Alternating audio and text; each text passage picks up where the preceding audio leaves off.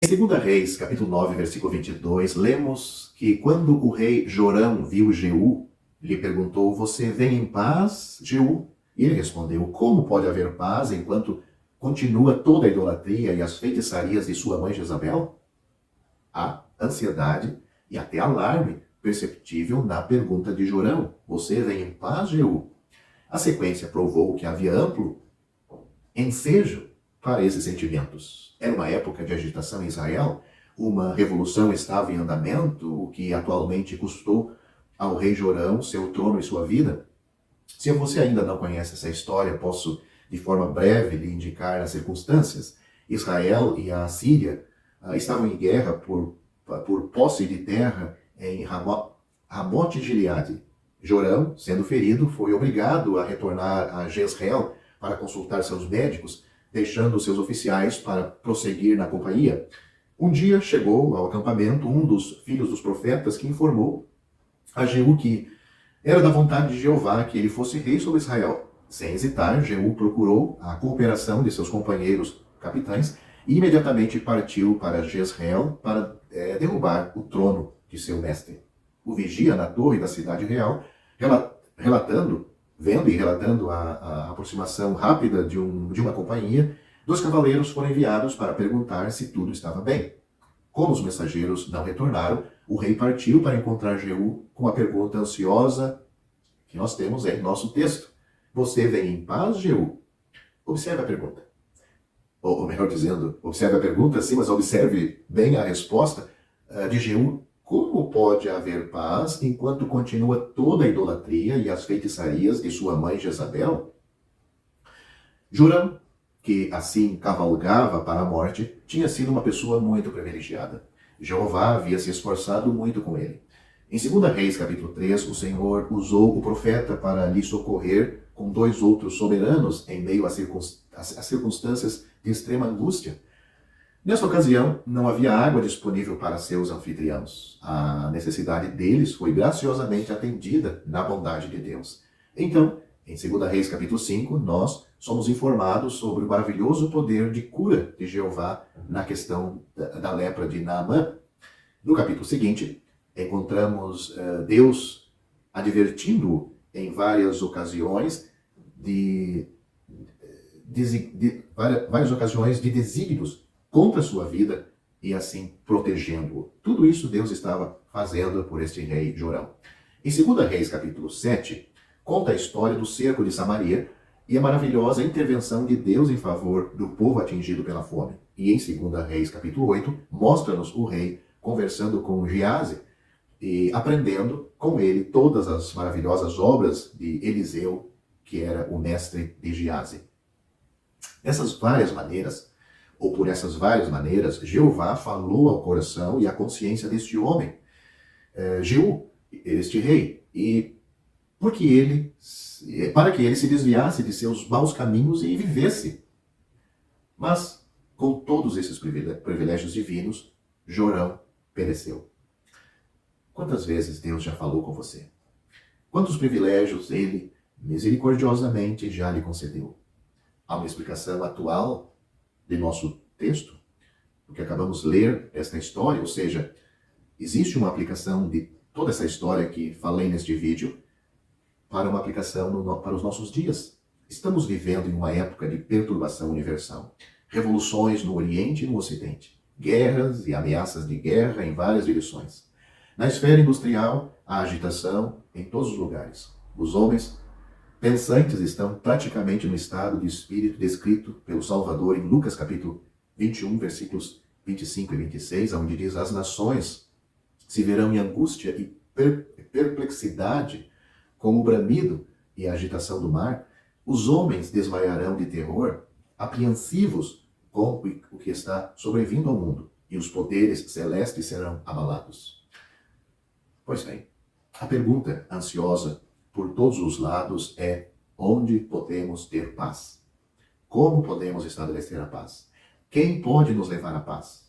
Como os homens ficam aliviados ao saber que a atmosfera no mercado internacional melhorou, o petróleo baixou, a cura para a doença foi encontrada. No entanto, todos percebem que essas questões não estão realmente sendo resolvidas na raiz, que as dificuldades estão apenas sendo superadas para ressurgir em alguma data futura. Ninguém acredita que a raiz do problema está sendo alcançada. Onde encontraremos paz duradoura, profunda, que realmente nos atenda? É a pergunta ansiosa hoje, como no tempo de Jorão. A resposta para os homens agora deve estar na mesma linha que a resposta para, ou a que foi dada por Jeú ao rei Jorão há muito tempo. A paz é impossível com o pecado permanente e não julgado. Há um pecado que mancha este mundo hoje, que, em comparação com as prostituições e bruxarias de Jezabel, parecem insignificantes. Mas você pode perguntar, mas que pecado é esse que o mundo tem? Volte comigo em seus pensamentos há 2000 anos atrás, na história do mundo, e vamos para Jerusalém. Na aldeia de Belém nasceu um bebê chamado Jesus, de quem foi escrito séculos antes pelos profetas, e principalmente por um profeta que disse: um menino nos nasceu, um filho se nos deu, ele é o Deus forte, o Pai da eternidade, o príncipe da paz. Isaías capítulo 9, versículo 6. Lá fora, nos campos, a hoste angelical celebrou seu nascimento assim: glória a Deus nas alturas, paz na terra, boa vontade para com os homens. Lucas capítulo 2, versículo 14. Ele veio do céu para trazer paz a uma cena há muito afligida pelo pecado. O julgamento do mundo não era sua missão. Como Pedro colocou muito bem isto em Atos capítulo 10, versículo 36. Deus estava pregando a paz por Jesus Cristo. O idoso Simeão, ao contemplar o maravilhoso bebê Jesus no templo, bendisse a Deus dizendo: Senhor, agora, segundo a tua palavra, deixa teu servo partir em paz, porque meus olhos viram a tua salvação. A visão do Salvador dissipou de sua mente todo o medo da morte e encheu sua alma de segurança e paz. Foi para isso que o Senhor Jesus Cristo veio, para dar a verdadeira paz ao coração de todo pecador. Mais do que isto, ele veio para estabelecer a paz entre o homem e Deus, pois o pecador, o ser humano, é um rebelde contra Deus. Mas, na maioria, os homens rejeitaram e rejeitam o príncipe da paz. Afaste-se de nós, foi o clamor dos homens a Deus antes do dilúvio. Você pode ler isso em Jó, capítulo 22, versículo 17. E o clamor foi o mesmo quando o Filho, Jesus, veio a esta terra. Visto que o Filho era o revelador do Pai, a rejeição do Filho envolvia também a rejeição do Pai. Eles me viram e odiaram a mim e a meu Pai, disse o Senhor Jesus em João, capítulo 15, versículo 24. Isso explica as palavras do Salvador em Mateus capítulo 10, versículo 34. Não penseis que vim trazer paz à terra, mas vim trazer a espada. Sua missão era a paz, mas a recusa dos homens a ele tornou a paz impossível, e eles têm que sofrer a espada em seu lugar. Quando o Senhor Jesus pensou nas consequências para que os homens, por terem rejeitado, quando o Senhor Jesus pensou nas consequências pelos homens rejeitar ele chorou e disse: se tu conhecesses também, ao menos neste teu dia, a que a tua paz pertence, mas agora isto está encoberto aos teus olhos. Lucas capítulo 19, versículo 42. E assim se tornou verdade para os homens em todos os lugares não conhecer o caminho da paz. Romanos capítulo 3, versículo 17. Não falta aqueles que enganam o povo nas plataformas e profetizam coisas suaves. Nos dias de Jeremias, alguns diziam paz, paz, enquanto a espada de Jeová pairava suspensa sobre a terra, e temos falsos profetas semelhantes entre nós atualmente. Os falsos dizem: se isso pode ser acreditado, as convulsões que estão acontecendo em todas as esferas são as dores de parto de um novo e melhor dia. O homem está emergindo do estágio final da evolução e no presente será um ser mais glorioso do que nunca. Todos os que falam assim são enganadores das almas dos homens, mentirosos, servos de Satanás.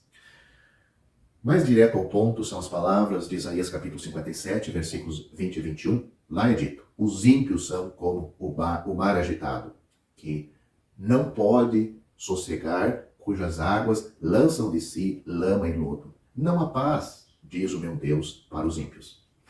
Qual é a perspectiva das Escrituras? Destruição e miséria, catástrofe e declínio até que toda a ordem de coisa do homem tenha sido reduzida a pó. Então Deus trará à cena, a esta cena, o seu homem, Jesus, o que foi rejeitado pelo mundo, e ele estabelecerá seu trono sobre as ruínas de tudo o que é humano. Mas quero deixar uma pergunta.